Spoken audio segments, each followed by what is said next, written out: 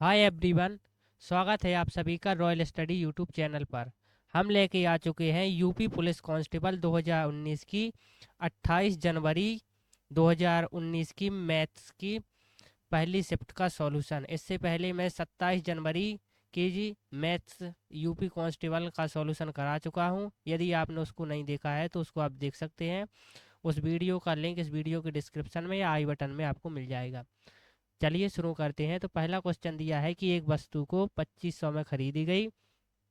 दुकानदार इसकी अंकित मूल्य पर 12% की छूट देता है और 10% लाभ प्राप्त करता है। वस्तु की अंकित मूल्य ज्ञात कीजिए। तो बेसिकली अपन को यहाँ पर अंकित मूल्य ज्ञात करना है। तो इसके लिए फॉर्मूला होता है अंकित मूल्य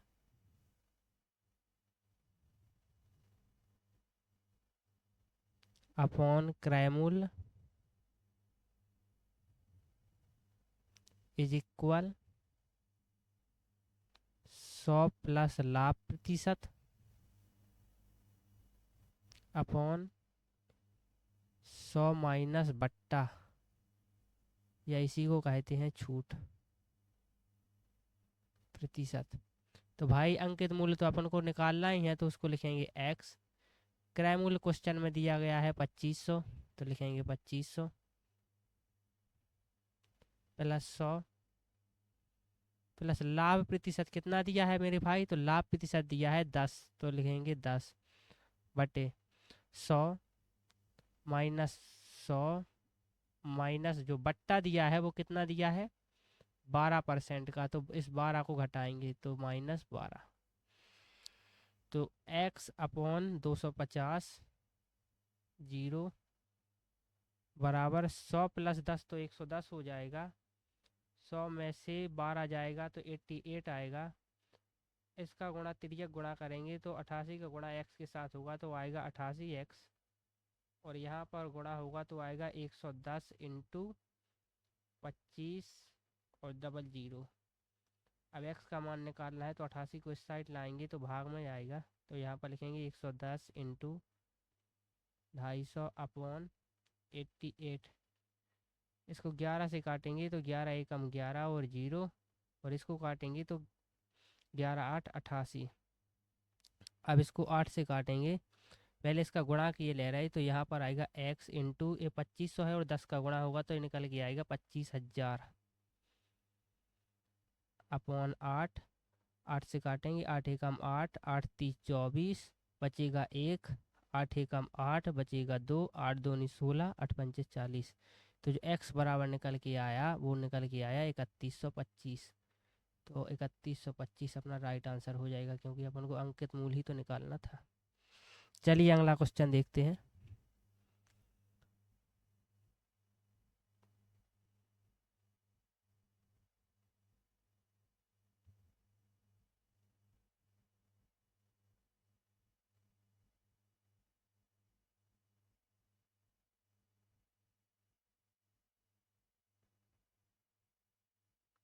अगला क्वेश्चन दिया गया है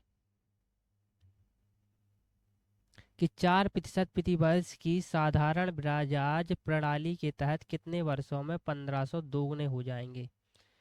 तो बेसिकली यहाँ पर दिया है कि जो मूलधन दिया है मेरे भाई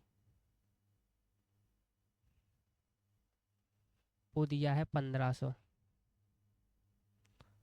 और जो रेट दिया गया है अर्थात जो दर दी गई है वो दी गई है 4% एनम की। और अपने को क्वेश्चन ने बोला है कि कितने वर्षों में जो 1500 रुपये हैं वो दोगुने हो जाएंगे। तो दोगुने हो जाएंगे अर्थात कितने हो जाएंगे, 3000 रुपये हो जाएंगे। तो जो मिश्र धन बोल रहा है 3000। तो भाई यहाँ से जो मूलधन 1500 है, मिश्र धन 3000 है, तो ब्याज कितने का निकला यहाँ से, कहेंगे 1500 का प्लस 1500। तो अपन को अब समय निकालना है कि कितना समय लगेगा। तो समय का सीधा फॉर्मूला होता है समय बराबर ब्याज गुणे 100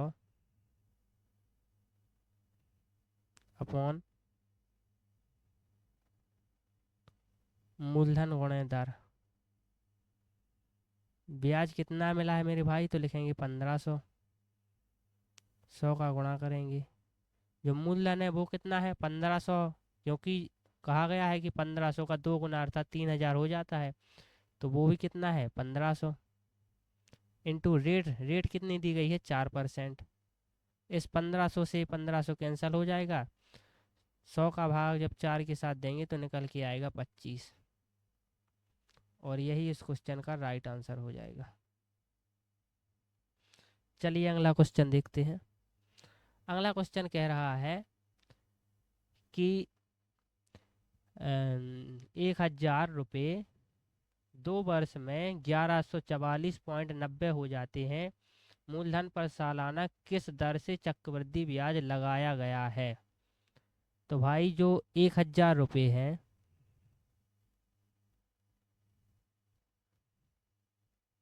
वो 2 वर्ष के बाद कितने हो जाते हैं? तो वो हो जाते हैं 1144.90।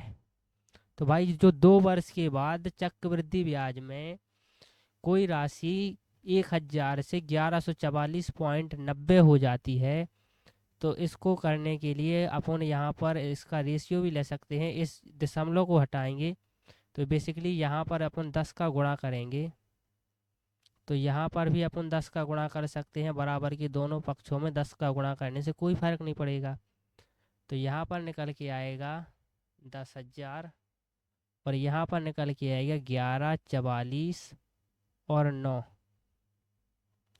अब मेरे भाई इनको निकालने के लिए, ये तो 2 वर्ष में दिया है,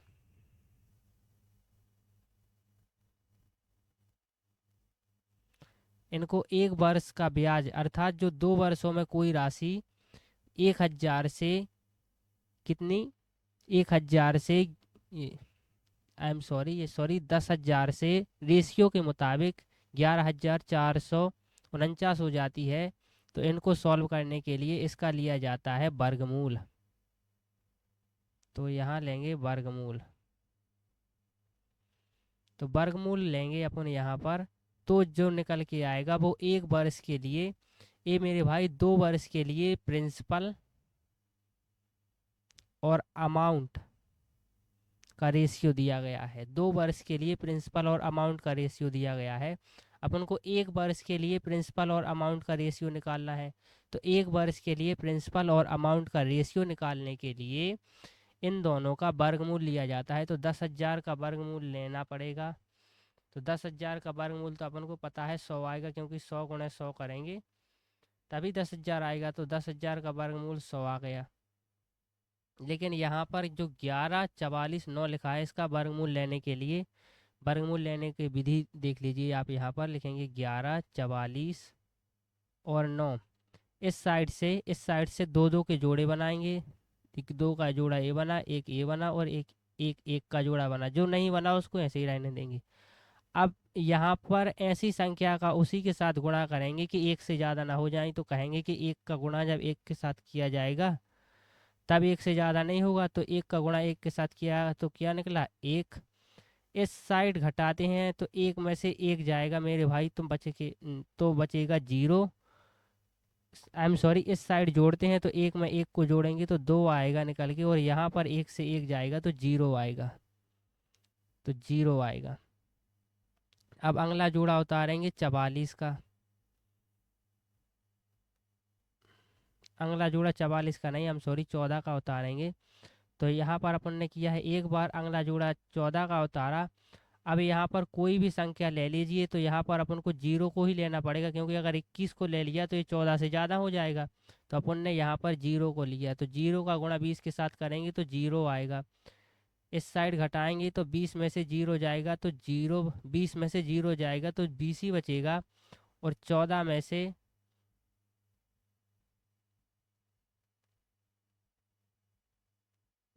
0 को घटाएंगे तो 14 ही आएगा।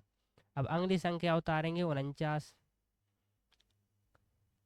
मेरे भाई। अब यहाँ पर अगर अपन 7 का गुणा करेंगे तो 7 7 49 होगा, और दो, 7 का गुणा 2 के साथ करेंगे तो 7 दूनी 14 होगा, इसको घटाएंगे तो 0 आएगा, इसको जोड़ देंगे तो 214 आएगा। लेकिन बेसिकली अपन को इससे नहीं मतलब है, अपन को मतलब है एक बार अपन ने संख्या 1 को लिखा, दूसरी बार 0 को लिखा, तीसरी बार 7 को लिखा, तो ये हो जाएगा 107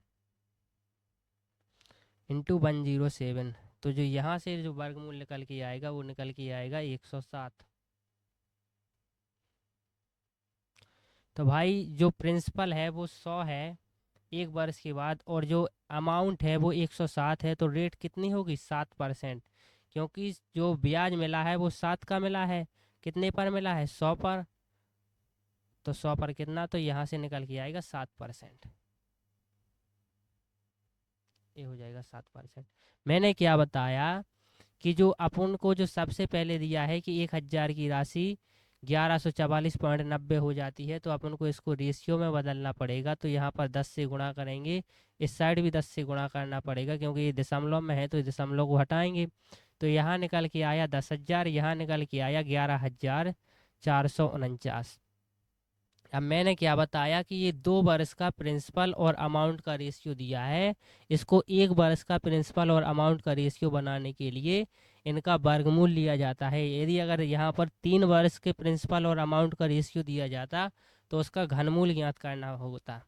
तो यहाँ पर अपन ने जब वर्गमूल निकाला 10,000 का तो निकल के आया 100, और जब 11,449 का वर्गमूल निकाला तो आया 107। तो अर्थात 1 वर्ष में जो प्रिंसिपल 100 है वो 1 वर्ष बाद अमाउंट 107 में परिवर्तित हो जाता है, अर्थात 7 का ब्याज मिलता है, कितने पर 100 पर, तो 100 पर जो ब्याज मिलता है उसी को तो परसेंटेज कहेंगे, तो कहा जाएगा कि जो ब्याज की रेट है वो 7% है। चलिए अगला क्वेश्चन देखते हैं। अगला क्वेश्चन है ए बी और सी के बीच 1152 का नुकसान 7:8:9 के अनुपात में विभाजित होना चाहिए, तो ए का हिस्सा क्या है। तो भाई जो ए बी और जो सी का अनुपात दिया है नुकसान करने का वो दिया है 7:8:9, तो इसको ऐड करेंगे तो ये निकल के आएगा कितना 24। तो 24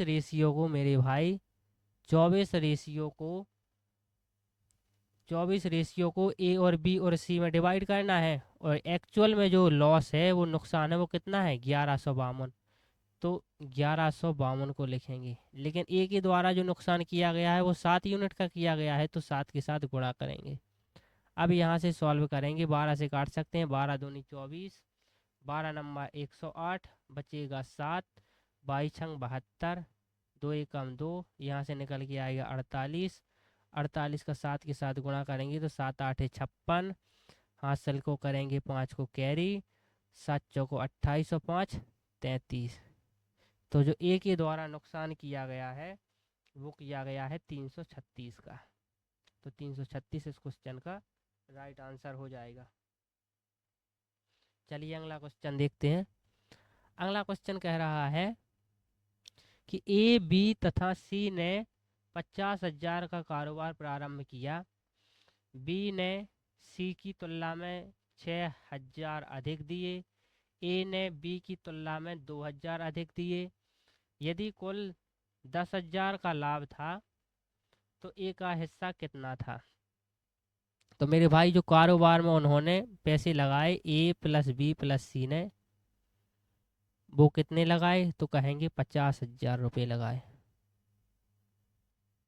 फिर कहा गया है कि बी ने सी की तुलना में 6,000 अधिक लगाए हैं, तो बी माइनस सी दिया है, अर्थात बी ने ज़्यादा लगाए हैं तो बी में से सी को घटाएंगे तो निकल के आएगा 6,000 ही क्वेश्चन में ही दिया है।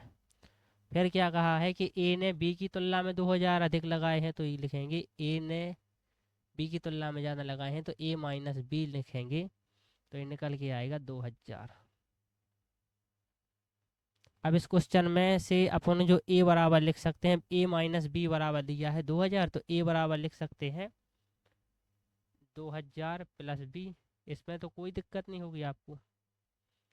अब इस ए के मान को इस पहले समीकरण में रखने पर, तो मेरे भाई ए बराबर रखेंगे 2,000 plus B plus B plus C बराबर 50,000।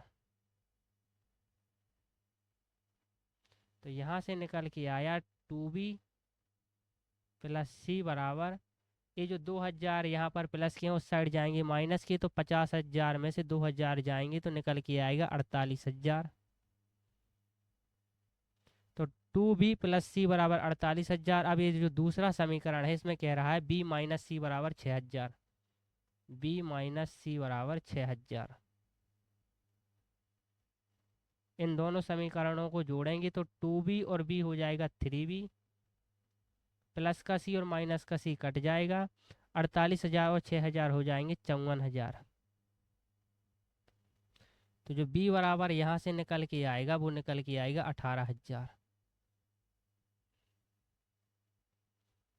तो मेरे भाई b बराबर 18,000 निकल के आया। तो यहाँ पर अपन अगर b बराबर 18,000 को रखेंगे तो a बराबर निकल के आएगा कितना।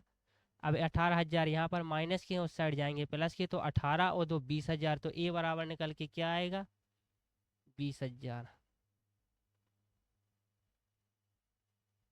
20,000 और c बराबर निकल के क्या आएगा। तो मेरे भाई b बराबर अपन निकाल चुके हैं 18,000। ये सी उस साइड जाएगा तो प्लस का हो जाएगा, ये जो 6,000 है उस साइड जाएंगे तो माइनस के हो जाएंगे। तो 18,000 में से 6,000 जाएंगे तो निकल के आएगा 12,000।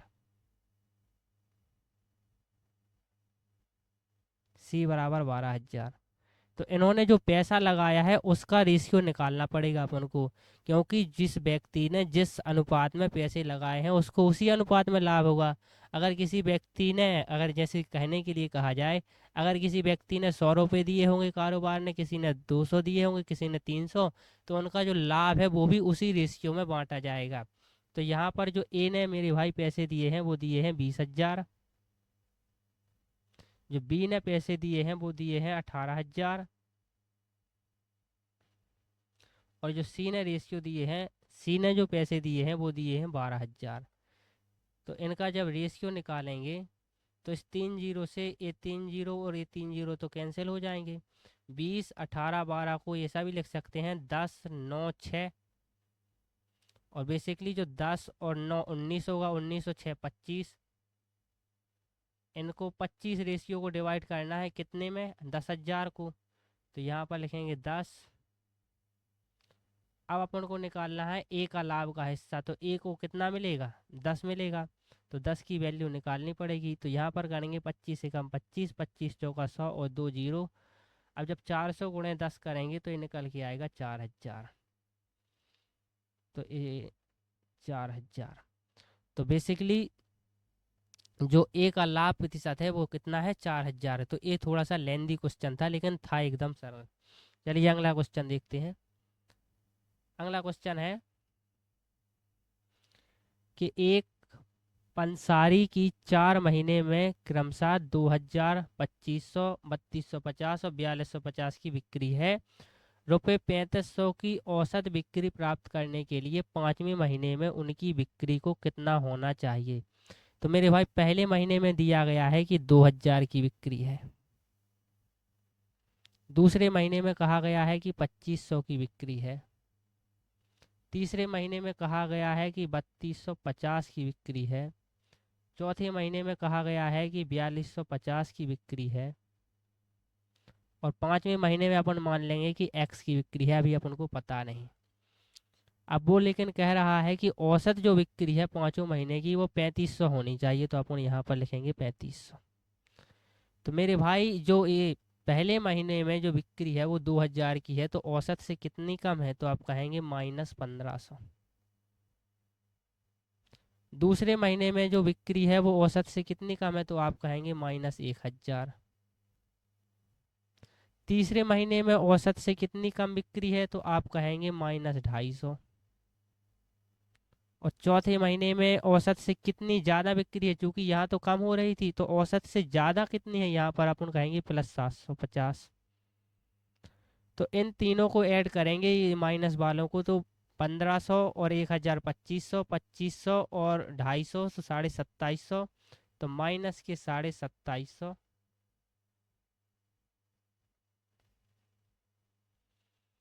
और यहाँ पर प्लस के 750 हैं मेरे भाई।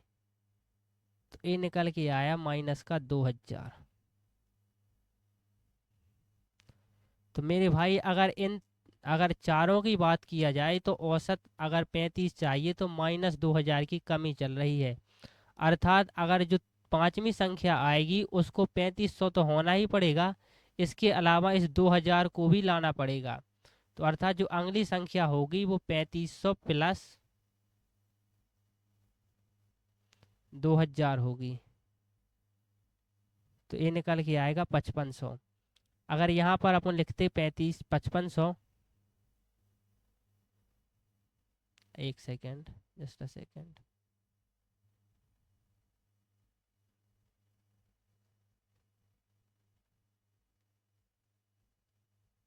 अगर यहाँ पर अपन लिखते 5500 तो अपन क्या कहते कि जो यहाँ जो औसत बिक्री है वो प्लस 2000 है। तो ये 2000 इस माइनस के 2000 को कैंसिल कर देती तो औसत एकदम क्लियर हो जाता है हिसाब किताब। तो यहाँ पर प्लस 2000 को ऐड करेंगे तो 3500 और 2000 निकल के आएगा 5500 और यही इस क्वेश्चन का राइट आंसर हो जाएगा। चलिए अगला क्वेश्चन देखते हैं। अगला क्वेश्चन है बी और सी एक काम को 40 दिनों में पूरा कर सकते हैं जबकि ए बी और सी वह काम 20 दिनों में पूरा कर सकते हैं। तो ए अकेला काम को, तो यहाँ पर मेरे भाई जो बी और जो सी है वो काम को कितने दिनों में कर सकता है? 40 दिनों में। जो ए बी और सी है अर्थात ये तीनों हैं जो काम को कितने दिनों में कर सकते हैं वो दिया गया है 20 दिनों में। तो यहाँ पर इनका एलसीएम निकालेंगे जो 40 आएगा। 40 का भाग 40 में एक बार जाएगा, 20 का भाग 40 में देंगे तो दो बार जाएगा। तो अर्थात बी प्लस सी की एफिशिएंसी 1 है तो ए बी और प्लस सी की एफिशिएंसी 2 है। तो यहाँ पर ए की जो एफिशिएंसी निकल के आएगी वो क्या आएगी? 1 आएगी, क्योंकि बी प्लस सी तो इसमें भी है और इसमें भी है। तो अर्थात एक एफिशिएंसी यहाँ भी होगी, लेकिन जो एक एक्स्ट्रा एफिशिएंसी आई वो ए की वजह से आई। तो ए की एफिशिएंसी क्या होगी? 1 होगी। मेरे भाई टोटल काम कितना है? 40 काम है। तो 40 काम को 1 की एफिशिएंसी के साथ 40 काम को 1 की एफिशिएंसी के साथ करने के लिए 40 दिनों का ही टाइम लगेगा। तो 40 इस क्वेश्चन का राइट आंसर हो जाएगा। चलिए अगला क्वेश्चन देखते हैं। अगला क्वेश्चन है ए बी से आधा कुशल है, अर्थात जो ए है और जो बी है इनकी जो कुशलता का रेशियो दिया गया है कि अगर बी 2 कुशल है तो ए 1 गुना कुशल होगा। अर्थात बी से आधा कुशल है तो अपन कहेंगे कि बी 2 कुशल है तो ए आधा कुशल है। जो सी से 3 गुना कुशल है। अब जो शब्द है वो जस्ट आगे वाले के लिए बोला जाता है तो ये 3 के लिए बोला गया है। तो जो का अर्थ है बी के लिए बोला गया है कि बी सी से 3 गुना ज़्यादा कुशल है। अर्थात अगर सी 1 कुशल होगा तो बी कितना होगा? 3 कुशल होगा। तो यहाँ पर सी, इस समीकरण को संतुलित करने के लिए इस 2 का गुणा इस साइड हो जाएगा, इस 3 का गुणा इस साइड हो जाएगा। तो यहाँ पर निकल के आएगा 3 एकम 3, 3 नौनी 6, 2 एकम 2। तो इनकी जो कुशलता का रेशियो दिया गया है वो 3, 6 और 2 दिया गया है। बी अकेले यह काम 6 दिनों में पूरा कर सकता है। तो अपन से क्या गया कि वे तीनों मिलकर काम को कितने दिनों में करेंगी। तो बी की जो एफिशिएंसी है मेरे भाई वो 6 है और इसको करने के लिए 6 ही दिन लग रहे हैं। तो टोटल काम कितना होगा? 6 इंटू 6।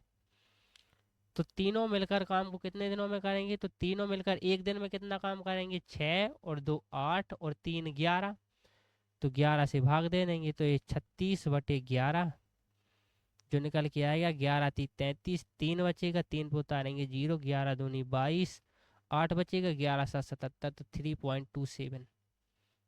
3.27 इस क्वेश्चन का राइट आंसर हो जाएगा। एकदम सरल क्वेश्चन। चलिए अगला क्वेश्चन देखते हैं। अगला क्वेश्चन है एक्स ने 8 घंटे में 75 किलोमीटर की दूरी तय की। उन्होंने आंशिक रूप से पैदल 5 किलोमीटर पर घंटा की गति से और आंशिक रूप से साइकिल 12 किलोमीटर प्रति घंटा की यात्रा की। एक्स द्वारा पैदल तय की गई दूरी ज्ञात कीजिए। तो मेरे भाई जो x द्वारा 8 घंटे में 75 किलोमीटर की दूरी तय की गई, तो अपन लिखेंगे टोटल जो दूरी दी गई है मेरे भाई वो दी गई है 75 किलोमीटर, और जो समय दिया गया है वो दिया गया है 8 घंटे। तो इनकी जो औसत चाल निकल के आएगी मेरे भाई वो आएगी, क्या आएगी, औसत चाल बराबर क्या होता है, औसत चाल, चाल बराबर दूरी बटे समय।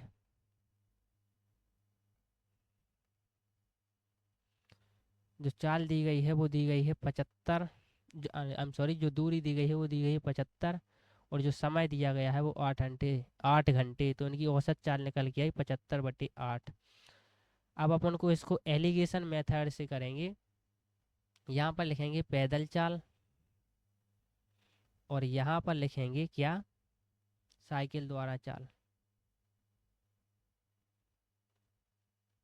और यहाँ पर लिखेंगे इनकी औसत चाल। तो मेरे भाई औसत चाल अपन निकाल ही चुके हैं कि 75/8 है। पैदल चाल है 5 किलोमीटर/आवर, और जो साइकिल द्वारा चाल है ये है 12 किलोमीटर/आवर। अब इस जो 8 है, इस 8 को समाप्त करने के लिए अपन क्या करेंगे, यहाँ पर 8 से गुणा करेंगे, तो यहाँ पर भी 8 से गुणा हो जाएगा, और यहाँ पर भी 8 से गुणा हो जाएगा। तो ये 8 से 8 तो कैंसिल हो जाएगा, 8 पंचे 40 हो जाएगा, 40 किलोमीटर/आवर। क्योंकि रेशियो में अपन किसी भी संख्या का गुणा कर सकते हैं, यदि तीनों रेशियो में किया जाए तो 12 का गुणा 8 के साथ करेंगे तो 12 × 8 = 96 किलोमीटर/आवर, और यहाँ पर निकल के आया 75 किलोमीटर/आवर।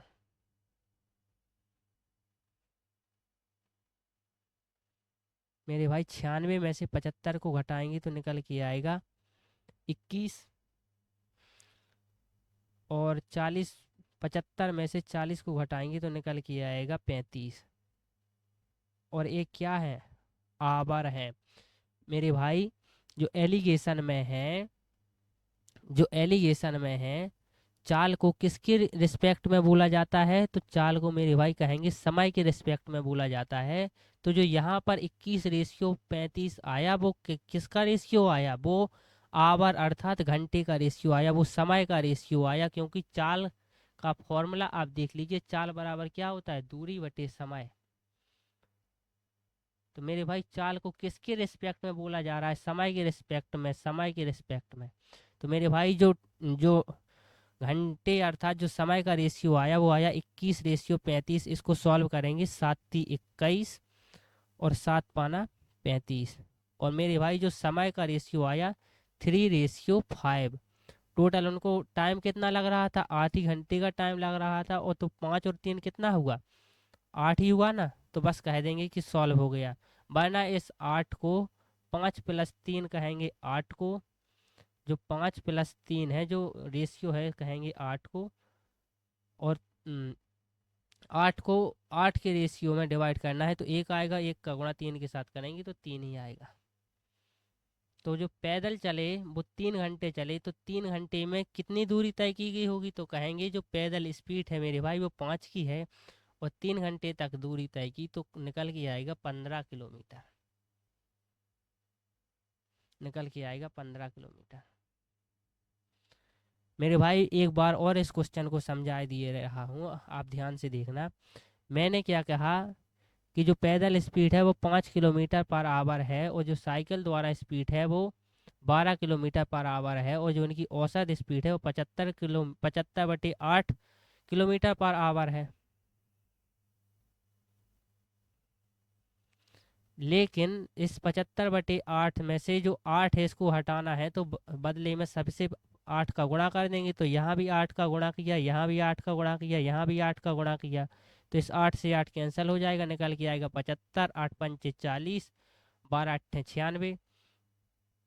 अब एलिगेशन ये कहता है कि जो बड़ी संख्या है उसमें से छोटी संख्या को घटाएंगे तो 96 में से 75 जाएगा तो निकल के आएगा 21, और 75 में से 40 जाएगा तो निकल के आएगा 35, और मैं आपको ये बता चुका हूँ कि चाल को समय के रेशियो में बोला जाता है। तो जो जो रेशियो यहाँ पर 21:35 आया, वो बेसिकली समय का रेशियो आया। और इसको जब 7 से काटेंगे तो 7 × 21, 7 × 5 = 35, तो 5:3। 5 और 3 8 होता है, और 8 ही घंटे दिया गया है, अर्थात तो 3 की वैल्यू 3 होगी। वरना 5 और 3 के रेशियो में टाइम को बांटना पड़ता है, और जो टाइम दिया गया था वो 8 घंटे। तो क्योंकि यहाँ पर तो 5 और 3 8 ही निकल के आ गया, तो 8/8 निकल के आएगा। 3 की वैल्यू 3 ही आवर आएगी। जब 3 का गुणा 5 के साथ करेंगे तो निकल के आएगा 15 किलोमीटर पर आवर। चलिए अगला क्वेश्चन देखते हैं। अगला क्वेश्चन मेरे भाई दिया गया है कि 10 सेंटीमीटर त्रिज्या वाला गोला पिघलाया गया और 10 सेंटीमीटर ऊंचाई वाला शंकु बनाया गया।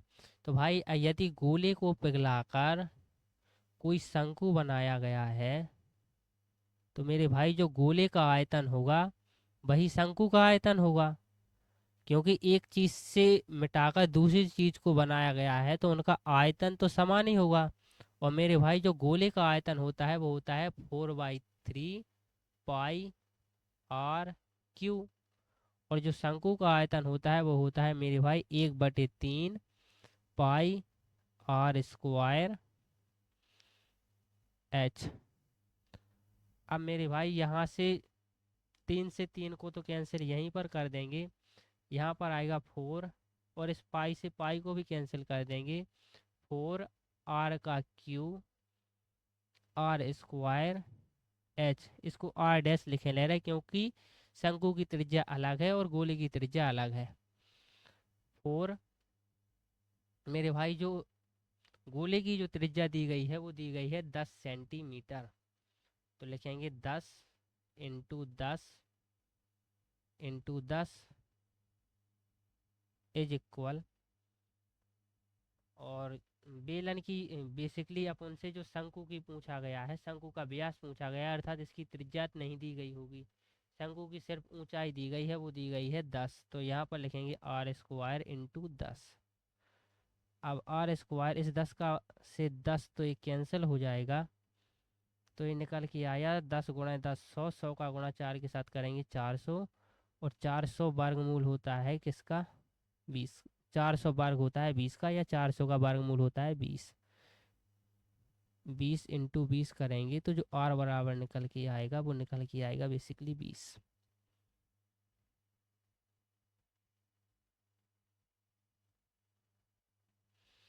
r बराबर 20 निकल के आया। लेकिन उसने अपन से क्या पूछा है कि शंकु का व्यास। तो अपन जानते हैं कि जो व्यास होता है वो त्रिज्या का 2 गुना होता है। तो व्यास बराबर लिखेंगे 2 × त्रिज्या। तो यहाँ से 2 × त्रिज्या कितनी निकल के आई? 20। तो ये आंसर आएगा 40। सी इस क्वेश्चन का राइट आंसर हो जाएगा। चलिए अगला क्वेश्चन देखते हैं।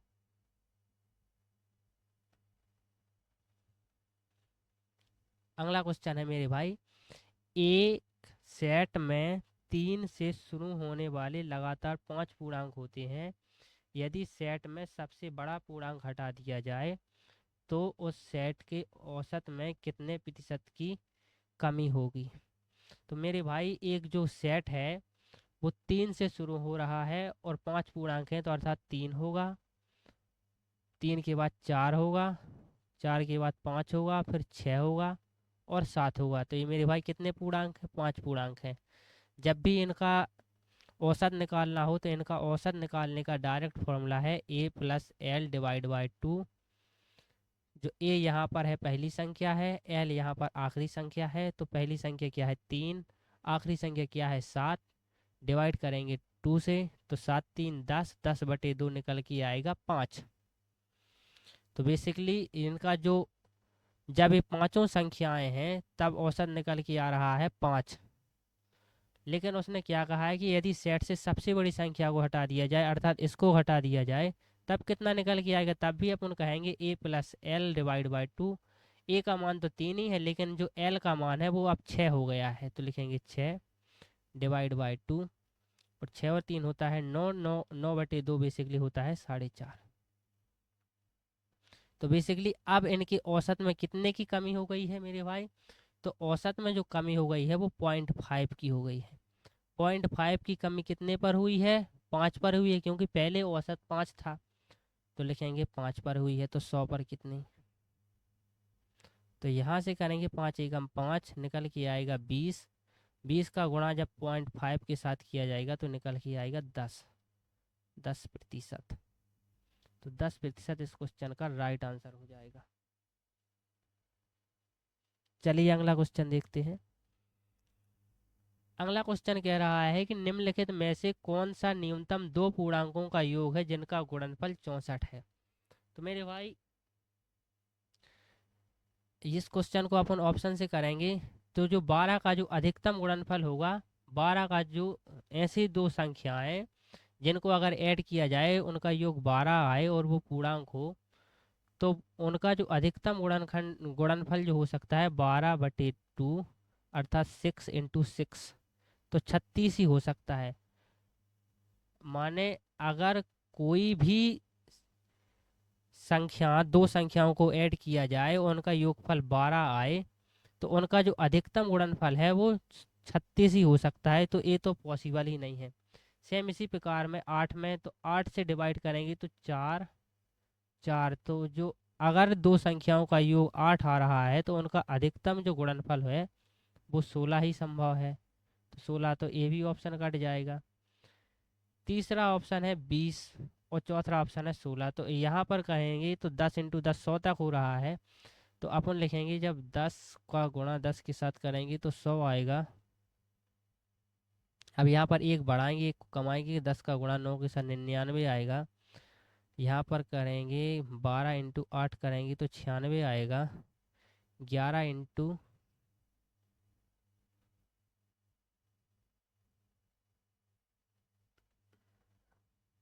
नहीं 13 × 7 करेंगे, 13×7 = 91 आएगा। 14 × 8 करेंगे तो निकल के आएगा, 14 × 6 करेंगे 14×84 आएगा।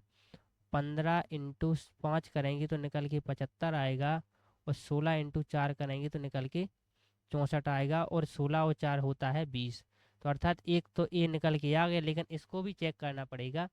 इसको अपन जब चेक करेंगे तो 16 को अपन 16 अर्थात ऐसे दो पूर्णांक जिनका योग 16 हो तो उनका अधिकतम गुणनफल जो हो सकता है वो 16/2, अर्थात 8 × 8 करेंगे तो 64 होगा। तो जो तो यहाँ पर भी 64 आ रहा है और यहाँ पर भी 64 आ रहा है, तो किसकी आंसर को माना जाएगा? क्योंकि 16 और 4 20 ही होता है और 8 और 8 भी 16 होता है। तो लेकिन उसने क्या कहा है, कौन सा न्यूनतम न्यूनतम दो पूर्णांकों का योगफल है? तो न्यूनतम के लिए भाई 8 और 8 क्या होता है? 16 होता है। और 16 और 4 20 होता है। तो न्यूनतम जो पूर्णांक हैं वो ये वाले होंगे। तो यही इस क्वेश्चन का राइट आंसर होगा, ना कि ए।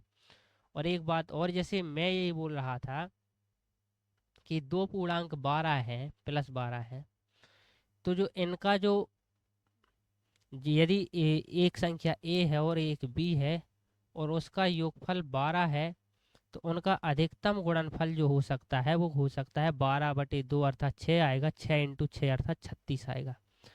तो किसी भी संख्या का जो अधिकतम गुणनफल हो सकता है वो हो सकता है उसके डिवाइड से करेंगे, अर्थात उसमें 2 का भाग देंगे, फिर उसका उसी के साथ गुणा करेंगे, तो वही उसका अधिकतम गुणा हो सकता है। इसके बाद यदि 12 में जैसे 6 × 6 के बाद अगर इसको 6 से 1 को 5 करते हैं और 6 को 1 बढ़ाते हैं 7 करते हैं तो 35 आएगा। तो 64 तो कभी आ ही नहीं सकता। तो ये कट गया, ये कट गया। 20 में और इसमें समस्या आ रही थी लेकिन उसने न्यूनतम बोला है, तो ये वाला सही हो जाएगा, ये वाला रॉन्ग हो जाएगा। चलिए अगला क्वेश्चन देखते हैं। अगला क्वेश्चन है, भाई छोटी से छोटी संख्या ज्ञात कीजिए जिसके द्वारा 1200 को एक पूर्ण वर्ग बनाने के लिए गुणा किया जाना चाहिए। तो मेरे भाई जो 1200 लिखा है इसको अपन लिख सकते हैं 12 × 100। और मेरे भाई जो 100 है वो तो ऑलरेडी एक पूर्ण वर्ग संख्या है। 100 का अपन को वो भी पता है कि जो 100 होता है वो 100 का वर्गमूल होता है वो 10 होता है। तो 100 का तो अपन को पता है वर्गमूल है। अगर ये संख्या पूर्ण वर्ग बन जाए तो ये पूरी संख्या पूर्ण वर्ग बन जाएगी। तो 100 का तो अपन को पता है, अगर 100 अब एक सेकंड, अगर अपन 2 को लेंगे तो यहाँ पर लिखेंगे 2 × 12, तो जो निकल के आएगा वो निकल के आएगा 24। 24 एक पूर्ण वर्ग संख्या नहीं है तो ये ऑप्शन कट जाएगा। यदि अपन 4 को भी ले रहे हैं तो लिखेंगे 4 × 12, 12 × 4 = 48। क्या 48 एक पूर्ण वर्ग संख्या है? कहेंगे नहीं। सेम इसी प्रकार से अगर अपन 5 को भी ले रहे हैं और लिखेंगे 12, तो 12×5 = 60। 60 एक पूर्ण वर्ग संख्या है? कहेंगे नहीं। अब 3 को ले रहे हैं तो लिखेंगे 3 × 12, तो जो निकल के आएगा 36। क्या 36 एक पूर्ण वर्ग संख्या है? कहेंगे हाँ। 36 जो है वो 6 का वर्ग होता है। तो जो अब अपन 3 को लेंगे गुणा करने के लिए, तभी जो संख्या निकल के आएगी वो पूर्ण वर्ग होगी। तो जो 3 इस क्वेश्चन का राइट आंसर हो जाएगा। बेसिकली इसको ऑप्शन से अपन कर सकते थे एकदम आसान तरीके से। चलिए अगला क्वेश्चन देखते हैं। अगला क्वेश्चन है, रूट में संख्या दी गई है, तो यहाँ पर आप देखना मेरे भाई, जो 64 का रूट निकल के आएगा वो 8 आएगा। और 8 को जब 73 के साथ जब ऐड किया जाएगा तो 73 और 8 81 आएगा। 81 को रूट के बाहर लेंगे तो निकल के 9 आएगा। अब जब 9 आएगा यहाँ पर, तो 27 और 9 को जब ऐड किया जाएगा तो ये निकल के आएगा 36 आएगा। और जब 36 का वर्गमूल लिया जाएगा तो वो निकल के 6 आएगा। और जब 6 में 3 को ऐड किया जाएगा तो निकल के 9 आएगा। और जब 9 का वर्गमूल लिया जाएगा तो निकल के 9 का वर्गमूल लिया जाएगा तो निकल के 3 आएगा। तो 3 ही इस क्वेश्चन का राइट आंसर हो जाएगा। बेसिकली इसको एकदम सिंपल क्वेश्चन था, यहाँ से स्टार्ट करना। लेकिन आप 64 का जब वर्गमूल लेंगे तो 8 आएगा। 8 और 73 को ऐड करेंगे 81 आएगा। 81 का वर्गमूल लेंगे तो 9 आएगा।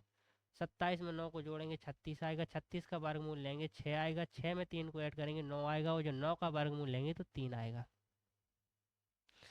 चलिए अगला क्वेश्चन देखते हैं। अगला क्वेश्चन है x/y बराबर 4/5 और 7x + 6y बराबर 29 है, तो y का मान ज्ञात कीजिए। तो मेरे भाई इस क्वेश्चन को भी करेंगे। दिया है x/y बराबर 4/5। यहाँ से निकल के आएगा, इनका तिर्यक गुणा करेंगे। 5x बराबर निकल के आया 4y। तो जो x बराबर निकल के आएगा वो निकल के आएगा 4y/5। इसका मान इस समीकरण में रख देंगे जो लिखा है 7x + 6y + 29। 7x का मान क्या दिया है? 4y/5।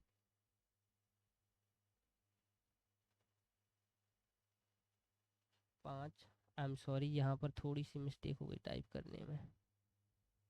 बराबर 29 है। 7x + 6y बराबर 29।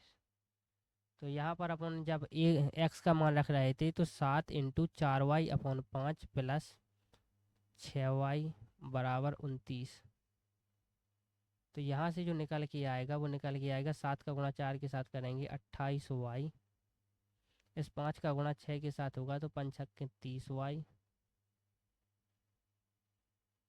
अब इस 5 का गुणा इस साइड होगा 29 × 5।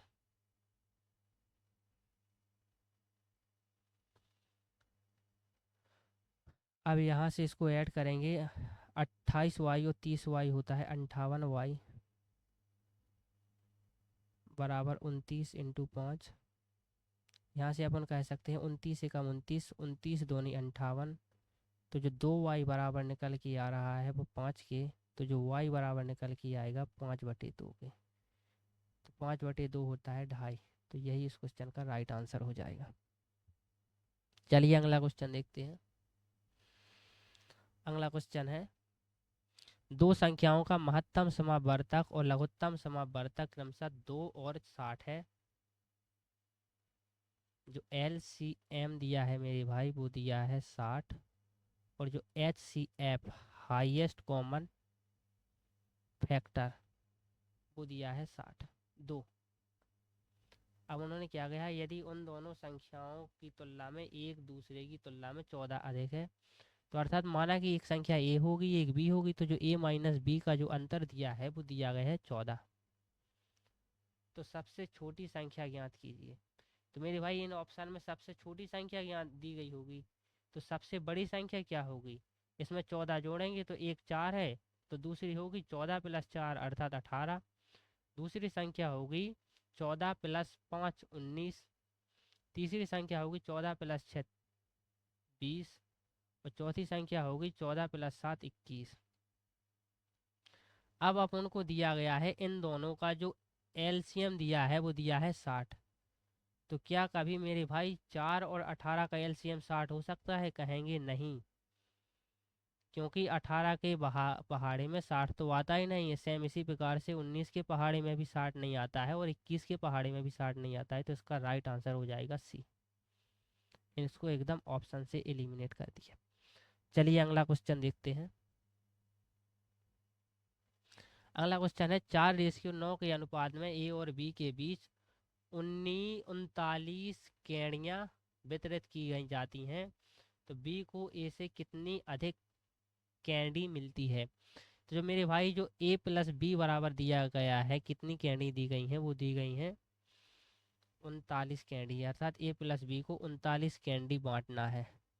और जो ए प्लस बी में जो बांटी गई हैं, जो रेशियो दिया गया है मेरे भाई, वो दिया गया है 4:9 का। तो जो इसको ऐड करेंगे 9 और 4 13, अर्थात 13 रेशियो की जो वैल्यू है वो 39 है। तो एक रेशियो की वैल्यू निकल के आएगी 3। तो मेरे भाई एक रेशियो की वैल्यू 3 है, तो 4 रेशियो की वैल्यू कितनी आएगी? 12। और 9 रेशियो की वैल्यू आएगी 27।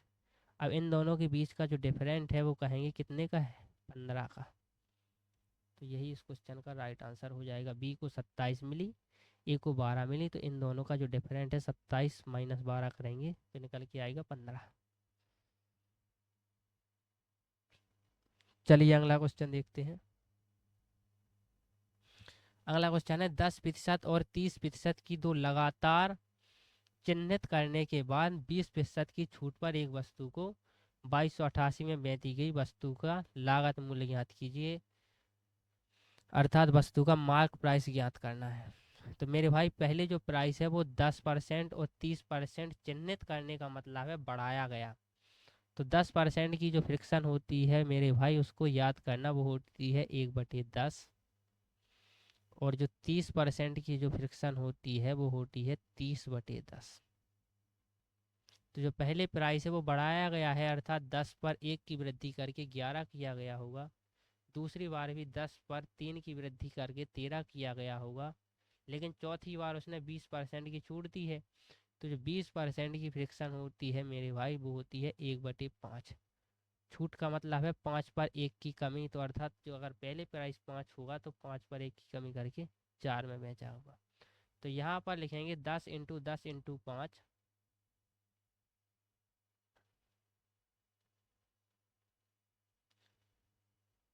तो बेसिकली अपन को दिया गया है छूट देने 2288 रुपया में बेची।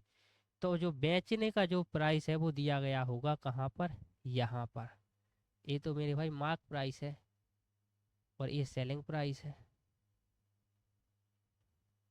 तो जो 11 इंटू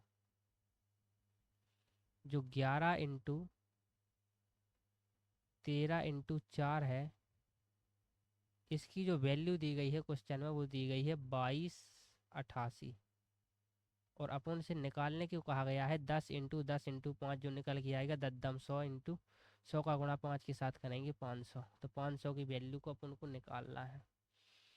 अब यहाँ से देखना मेरे भाई 11 एकम 11 होगा, 11 दूनी 22 होगा, 8 आएगा, 8 में भाग नहीं जाएगा, 0 आएगा, 11 8 88 होगा। 13 के साथ भी काटेंगे, 13 एकम 13 होगा, 13 एकम 13 होगा, बचेगा 7, 23 छंग 78 होगा, 4 एकम 4 होगा, 4 चौका 16 होगा। 500 का गुणा जब 4 के साथ करेंगे तो निकल के आएगा 2000। 2000 इज द राइट आंसर। तो मेरे भाई जो लागत मूल्य है वो होगा कितना? 2000। मैंने कुछ नहीं किया है, मैंने सिर्फ फ्रिक्शन को लिखा है। फिर यहाँ पर बताया है कि जो प्राइस है वो 10 से 11 किया गया होगा, फिर 10 से 13 किया गया होगा, फिर 20% की छूट दी गई है तो 5 से 4% किया गया है। इन तीनों का गुणा करेंगे। इसकी जो वैल्यू है वो क्वेश्चन में 2288 दी गई थी और इसकी वैल्यू को निकाला है अपन ने। चलिए अगला क्वेश्चन देखते हैं। अगला क्वेश्चन है, कपड़े का एक टुकड़ा 600 रुपये में खरीदा गया, सिलाई शुल्क के रूप में 40 रुपये देने के बाद 12.5 लिखा है मेरे भाई यहाँ पर। 12.5 का लाभ लेने के लिए इसे किस कीमत पर बेचा जाना चाहिए? तो मेरे भाई जो खरीदा है वो कितने में खरीदा? 600 में नहीं खरीदा है, 600 तो दिए ही हैं, 40 और देने पड़े सिलाई शुल्क के रूप में, तो कहा जाएगा कि 640 में खरीदा है। तो मेरे भाई जो कॉस्ट प्राइस है, वो जो सीपी है, वो कितना है? 640%। और बेचा कितने पर है? 12.5% के लाभ पर। तो 12.5% की जो फ्रिक्शन होती है मेरे भाई, वो होती है 1/8। तो अर्थात 8 पर 1 का लाभ लेकर 9 में बेचा होगा। तो जो 8 की वैल्यू है बेसिकली जो क्वेश्चन में दी गई है, जो खरीदा कितने में है, तो जो जो लाभ को मेरे भाई जो बोला जाता है वो कहाँ पर, वो जैसे अभी मैंने बताया पिछले क्वेश्चन में कि जो चाल को बोला जाता है वो समय पर बोला जाता है, ठीक इसी प्रकार से जो लाभ को बोला जाता है वो बेसिकली कॉस्ट प्राइस पर बोला जाता है। तो कॉस्ट प्राइस यदि 8 होगा तो 8 पर 1 का लाभ लेकर 9 में बेचा गया होगा। तो जो 8 की वैल्यू है वो क्वेश्चन में दी गई है कि 640 है, तो 9 की वैल्यू और निकालेंगे। 8 एकम 8, 8 अठैयन 64, 80, 80 का गुणा जब 9 के साथ करेंगे तो निकल के आएगा 720। 720 और यही इस क्वेश्चन का राइट आंसर हो जाएगा। तो आज अपन ने यूपी पुलिस कांस्टेबल 2019 की 28 जनवरी की पहली शिफ्ट के मैथ्स को सॉल्यूशन भी कर लिया। ठीक इसी प्रकार से ये सीरीज चलती रहेगी।